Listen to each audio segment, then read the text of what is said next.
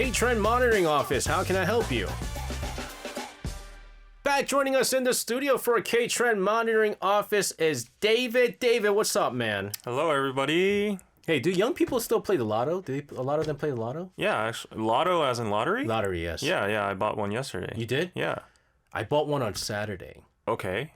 That's the day they actually They do pick it. it. Yeah. Because that morning or that night, I had a dream Oh, what kind of dream? that I met Jensen Huang. Okay. And now it could be because we talked about Jensen Huang a couple of Yeah, times, yeah. emailing him and stuff like that. I met him, and he came into the room with like a really cheap wine. I was like, Jensen, don't be drinking that cheap wine. I got go to my cellar. I got good wine. Let's drink that. And then I woke up. Maybe we should have drank it together. But anyways, I was like, I saw Jensen Huang. That's a lucky dream. It's a lucky dream. Yeah. I didn't get anything. Maybe you should have had pork belly with him. You know what they say about pig dreams, right? Oh, maybe that was what it is. Yeah. I should have. 돼지꿈. But anyways, I'm not rich yet. But however, we are going to be talking about some interesting topic when it comes to roommating. Yes. Have you ever had a roommate? I actually had one. Oh, yeah? Before, yeah. Korean roommate. Yes, I hated it. 2 roommates. Yeah. Oh, 2 roommates? Yeah, I wanted to get out as soon as possible. Oh, wow. Yeah. Okay. I have a whole story about it. Yeah. Okay, well, because we're going to be talking about roommating today.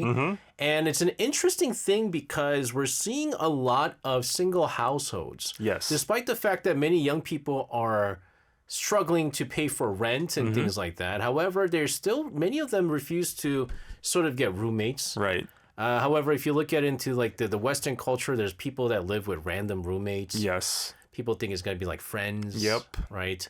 But here in Korea now, you don't really see that as often. No. And it's weird because Korea has this thing called Jeong, a unique Korean bond of deep affection and collective care. Yes.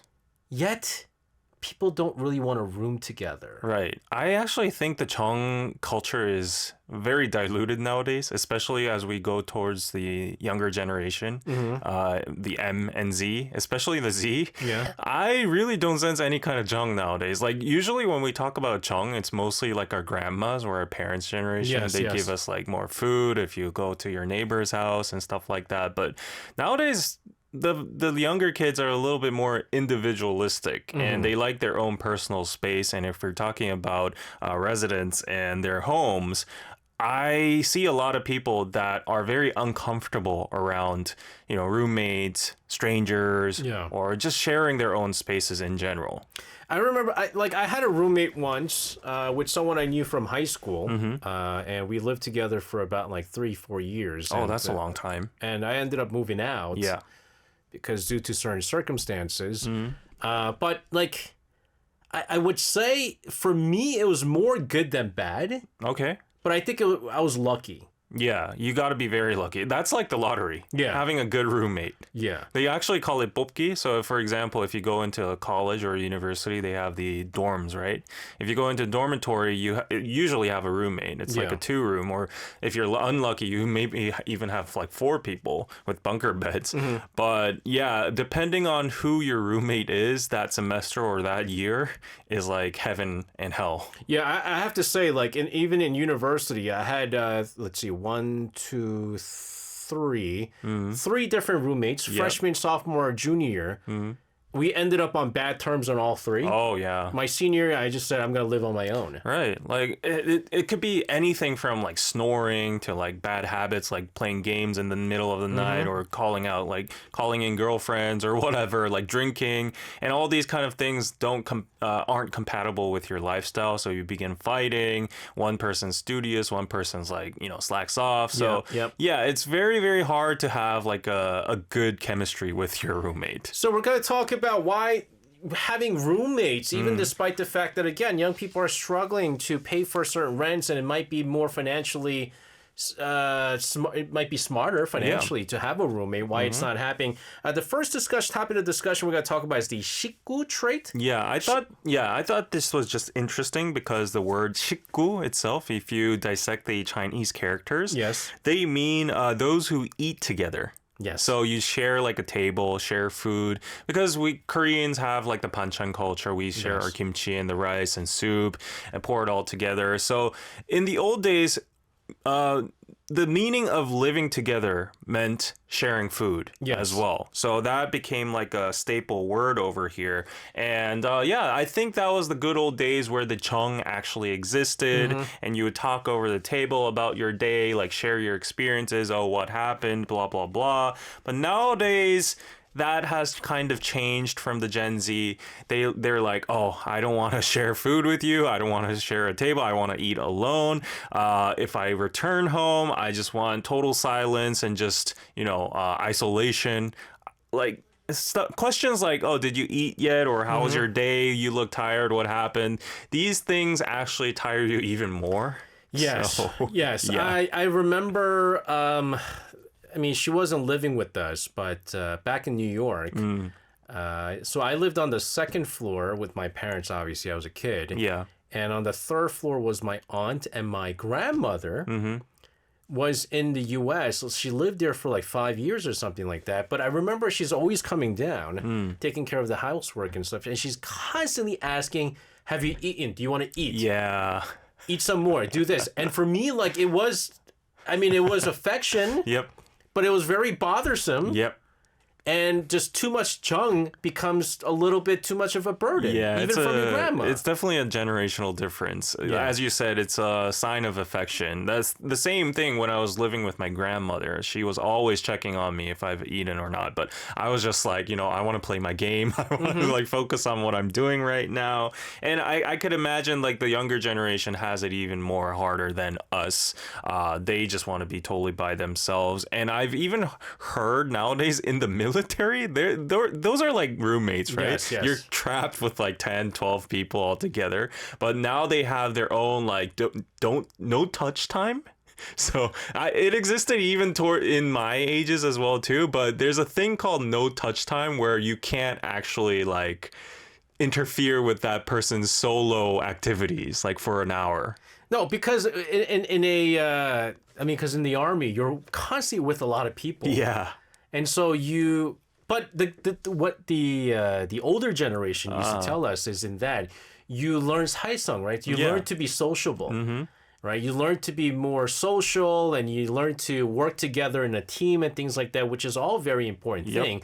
But now you're telling me you're saying they're given private time to alone time? Yes, Dude, I totally crazy. understand, because like you get exhausted and burnt out of the constant social relationships over there, and it really bothers you. Like not only the army, but if you're living together with a roommate, things like using the washing machine or the sink, who does the dishes, like your clothes get all mixed up, the bathroom, the toilet paper's empty all of a sudden, like it frustrates you. Like you go into like a humid bathroom because like your roommate has just taken a shower. Like I hate those kind of situations. So for me, it's a little bit different, right? Okay. So I'm a firm believer that like in all, like except for my freshman and sophomore year, where it was an open double dorm room, which means like you're just divided by desks and like you're out in the open, right? It's a small living area. But like my junior year, I was all happy because we have in Syracuse, there's a South Campus, there's a North Campus and the South Campus. And South Campus dorms are amazing because it's like a house. Okay. And so it's 2 floors. First floor is living room and kitchen. Okay. Right? And then upstairs is 2 rooms and a bathroom. You have 2 separate rooms. Yeah. Privacy, right? I had my junior year a Korean international student. He was a year older than me. And he pulled, I think he was trying to show Jeong. Yep.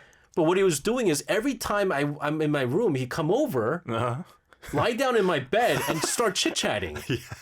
That's an ick for me. And like he's like young, he's older, so I can't go, hey, can you like get out of my room or something? Like, what are you doing? Yeah, and I hope he wasn't in his like outdoor clothes. No, he wasn't. I mean, he was. I hate that when people just lie on your bed in their outdoor clothes. But it was him trying to be Show Jeong. I know. Him trying to be a nice guy, just hanging out. Yeah, that happened to me exactly. Cause like I always like chips and I munch on them while eating Netflix, while watching Netflix. Yeah. But then like my roommates would see my remaining chips and they will eat all of it, and they'd say like, "Oh, there were only like a little left, so I ate. I'll buy you one later. You know, it's not big of a deal." And I was like, "I was saving that, you know." So when they try like to abuse Jeong, that's when it gets very angry to me. Yeah. It's just I understand what it is. I mean, they're being nice. Yeah. But also they assume that, you know, there's going to be reciprocal chung. Yeah. And that leftover chips is the reciprocal chung. Yeah. But do you think you don't understand it, or I don't understand that because we have some like we have different standards and boundaries. Westernness? No, I think it's just personality, person to person. Oh, is it? Yeah. Some people think, oh, there's some remaining chips, I'll just buy a new one for him later and then eat it. Well, I'm like, oh, I'm saving that. That's mine. I literally marked it. I put like rubber bands on it. Why would you eat it without my permission? No, these are all stuff that we went through, which is why, again, people less and less young people are opting to live in roommate situations. Yep. Now, long time ago, it's not even like it's never happened. There used to be a lot of roommates back in the days, but now we're seeing less of it because of this friction, because of this privacy stuff. We just want to be alone. And let's face it, home is supposed to be where you're most comfortable. Exactly. And not be bothered. We're going to continue to talk about this and more, why there is a less and less growing number of the roommates here in Korea. But guys, I want to ask you the question, have you guys ever had roommates, and what was the situation like? Did you like it? Did you not like it? Share with us throughout our program. You chose a song from Hayes. I love Hayes. Chose 널 너무 모르고, Don't Know You. Why? Yep. Because we don't know our roommates and there's a disconnect. Even when I thought we were friends, we just don't know. Yeah. We just don't know. This is Hayes. 널 너무 모르고, Don't Know You. Back in the studio, and I always say this, ARIRANG Radio needs a ARIRANG Radio Pro or a Plus, where everything that's discussed when the microphones are turned off is available. Oh, that's a good idea, actually. And it's more fun. We're just talking about like the worst roommates that we've ever Exactly. had. Yeah. You can't share it on it. That are not radio friendly. Not radio friendly, guys. Yep. Yeah. ARIRANG Pro does not exist. Yeah, we were talking about girlfriends, hair, and a lot of different stuff, like different ethnicities. Yeah. We have some messages here. Crash Override says, I had roommates every year in college. I would rather be on my own room, but it's tough to get a single room. Under what is it? The first 2 years is very hard. Irina says, I only had 2 sets of good roommates at uni. The rest were red flag, stealing, complained about me for no reason. Oh, no. Making me change rooms though I didn't do anything to them. People kept doing me dirty. Worst. Young Group says, my roommate had closed mountain on his bed. It was literally closed mountain. Height was 1 meter. And Naga says, it's the basic things like why your hair's floating on my bed, under my table, after all the cleaning I do by myself. Oh, that was actually what we were talking about. Yes. Yeah, that's actually a big problem among roommates. Like, I hate that, and I actually made a big fuss about it, and it never got corrected. Man, this is like the most messages we ever gotten from our listeners. People have a lot of stories about this. They're yes. stressed out about roommates, man. Yeah. Talk to the familiar shield siblings and childhood friends. Oh, this is a good one. Okay, so again, financial pressure. It's not cheap to get a single room, whatever, and it's better off to get like a 2-room maybe. Or I know some people who get like a studio, 1 room, and share with close relatives or even like childhood friends. But does it always work? No. Don't know. Well, skipping the fake energy, what's this all about? Yeah, so at least, when you go to university and you go into like a random dorm, then you get assigned a roommate, then it's totally random, right? But if you choose to have a roommate, which is from your hometown, or you know him from, I don't know, like middle school or high school, then you have the intimacy, so you don't have to like set up all the rules or be super formal or have those barriers. So it's a psychologically way more comfortable to just group with that kind of person. And there's no judgment as well too while you're living with that person. So there's no fake energy, and as you said, like a house or a room should be where you're totally comfortable and where you recharge. So you don't want to be on your toes every single time you're in your house, right? So like when I was doing exchange student in Singapore, I had a roommate, and he was a local there, and we never talked. But we met in the corridor, and I would actually say hi, but he would like avoid me, and he would never actually like look at my eyes or anything. So then it became super awkward for the whole semester. So we started avoiding each other. Like I heard him going out, and I would not go out, and we would take turns, stuff like that. So if you want to not do those kind of situations, it's best to actually, find a friend that you're comfortable with. Yeah. And so find a common house with that person. Yeah. The zero judgment zones. Mm-hmm. What's that? Yeah, so as I said, you don't have to walk on eggshells. And also, like, coming from my experience, I had a buddy from Busan that was in Seoul as well, too. So I did co-sharing with him for like a couple months. Couple of months? Yeah. It didn't last long. It didn't last long. I have an episode on that. But the thing is, dudes, like bros like that, it's inappropriate to say on radio, but we have a word for that. We call them, best buddies. We have a word for that. Yeah. And basically, literally, you can just walk around the room or the house in like your underwear. Yes. Like almost half naked. You can, I don't know, do whatever you want, and you'll still be comfortable. So there's zero judgment. Maybe some occasions you can like maybe even bring your girlfriends and he'd be okay with it, stuff like that. But for this friend, it didn't last long because we were both Busan guys, and Busan guys even have even more Jeong. Yes. We have this saying 우리가 남이가. It means like we're not like strangers, right? Right. We're us. So he started like crossing the lines and, eating all my food. And, That's the thing. It's like, there's a saying in Korea, like you have to be more careful the closer you are. Exactly. Yeah. Because we tend to, and this happens to a lot of people, right? Like when at least you're a stranger, you're careful. Yeah. And so you're careful with how you act. You're careful with what you say. Yep. But here in Korea, again, with the whole idea that like Jeong and, being close and friends, you let your guard down. And when you let your guard down, you can offend the other person with your actions, with your words and things like that. Yeah. But then the other person goes, oh, we're friends. He probably shouldn't be, offended by that. Yeah. Like, it was really bad because he was a Busan guy and I was a Busan guy too, because the boundaries were super different. Like he was a super Busan guy, and he was like eating all my food, and he was using all my towels. He was using all my shampoo and rinse, and he was like, bro, like, why are you being so petty? Like, 우리가 남이가.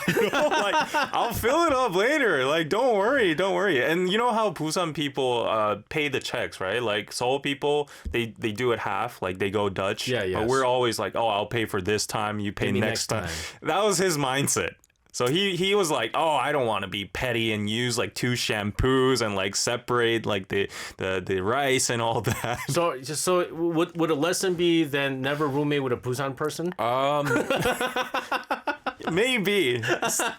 Yeah, set strict rules. No, but again, I mean, Busan or not, it's just, when your friends involved, that's what happens. And you have to be really, really careful. Yeah. But let's also talk about some real life co-living examples, right? Like a stranger scenario. Yeah. So, like, if you have a stranger, on the contrary, you become extra careful. Yes. So even if the stranger is making a lot of noise next door, or like he's causing a nuisance, most of the people are not that comfortable in confronting them, so they usually like write post-its and put it on the door, like, can you be quiet a little, during the night, or like they would text them or something like that, or they would contact the landlord and then try to channel, use those kind of channels instead of actually talking to the person.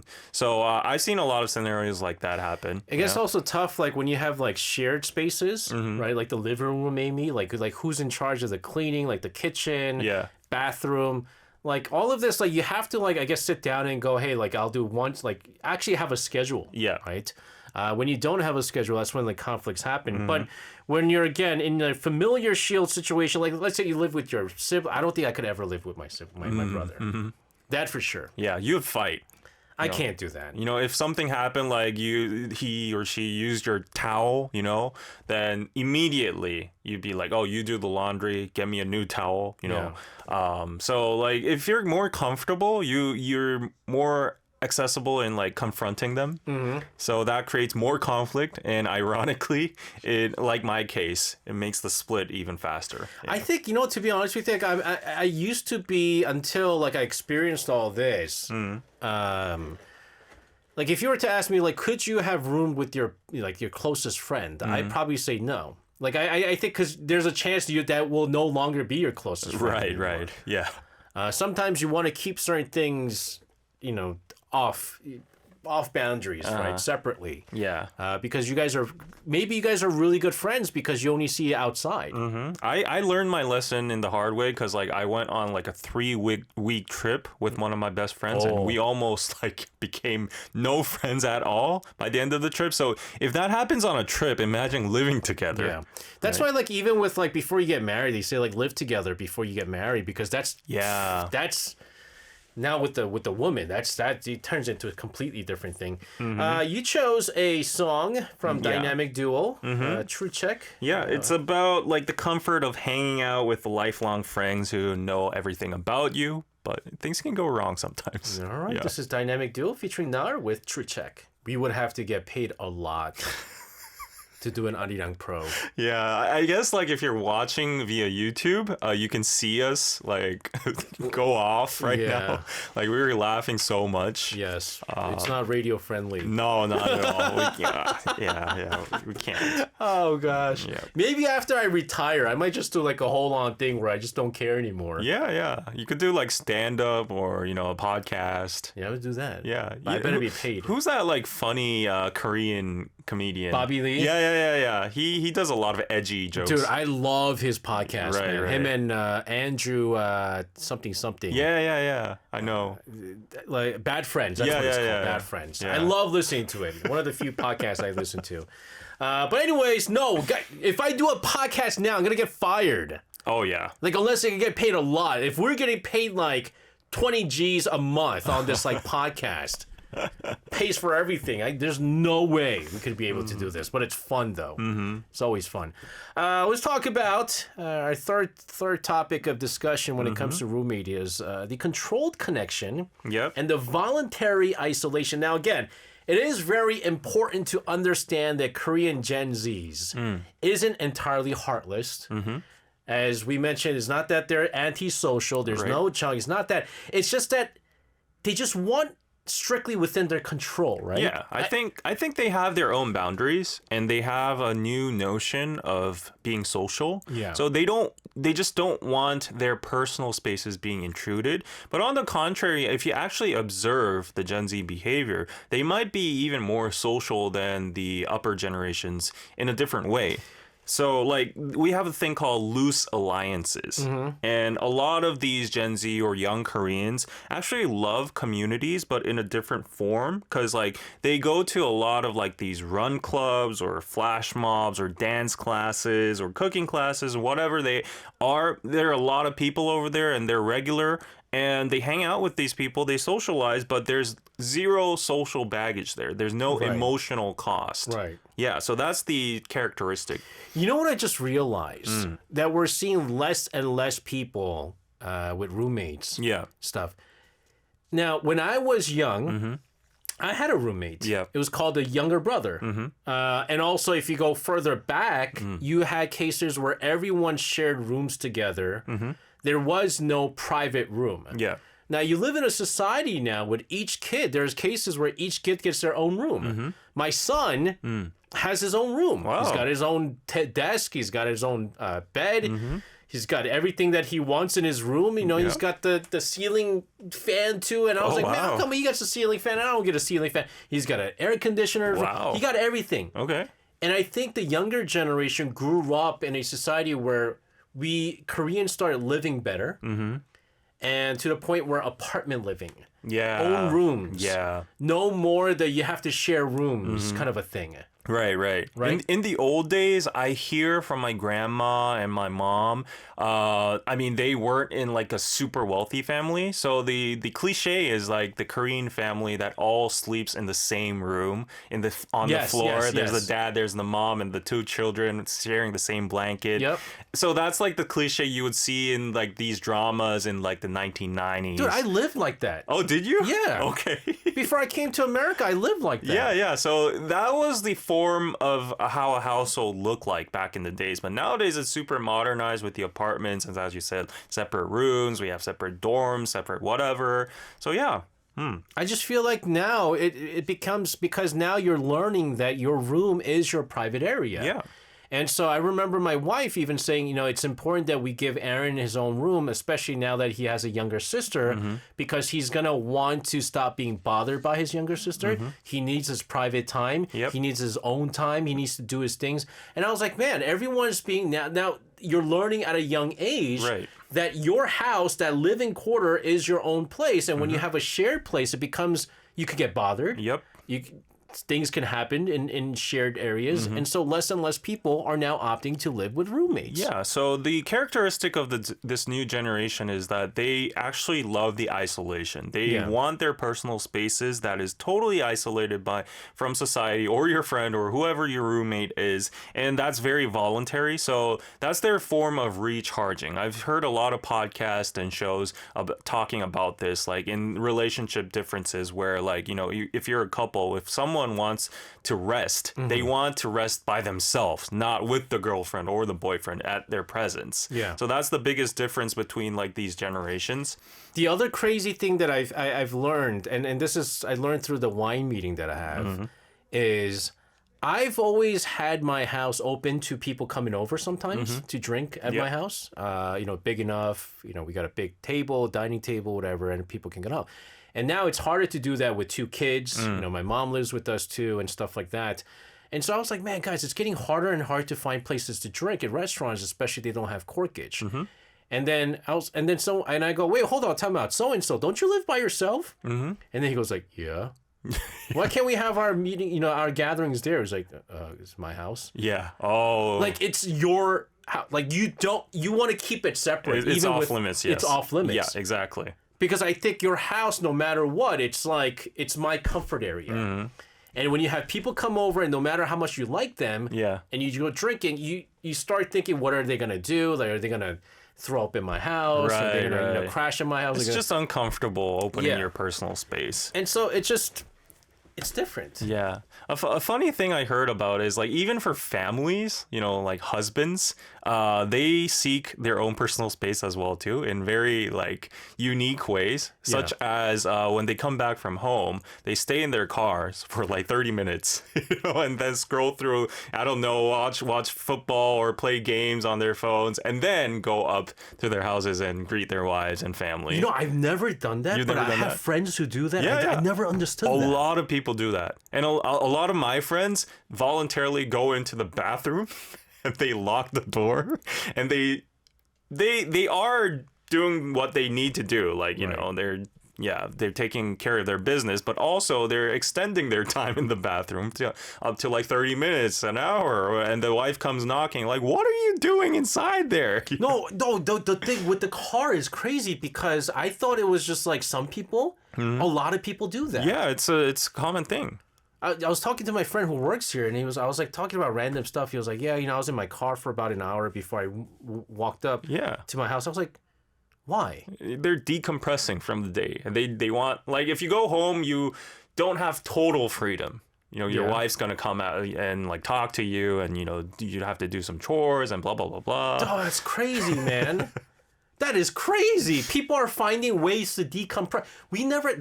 Is this like a new thing? Yeah. There are total skits about like husbands taking the trash out and like going around the whole town and then coming back and like. Which is why even in Korea, because like now you're also seeing like couples who don't sleep in the same room. You know, they have separate rooms and things like that. Yeah. But I think also something that, you know, as we're having a staff meeting, we pointed out is sometimes when we have too much Jeong, and you have this burden to share this Jeong, Yeah. it becomes a burden to receive and give at the same time. Right. And especially the closer you are, the more Jeong there is. Yes. And that could take a hit. And so Korea's idea of Jeong can sometimes be a negative thing, but again, in most cases, though, it is a positive There are thing. pros so and cons, yeah. That's right. All right, David. Thanks very much. Thank and, you. You know, later on, like 20 years from now, when we are like retired or something like that, let's have a podcast Okay. or something. Where no hose bar. Everything goes. Have a fantastic rest of your evening, and we'll see you again next Monday, man. Okay, bye-bye.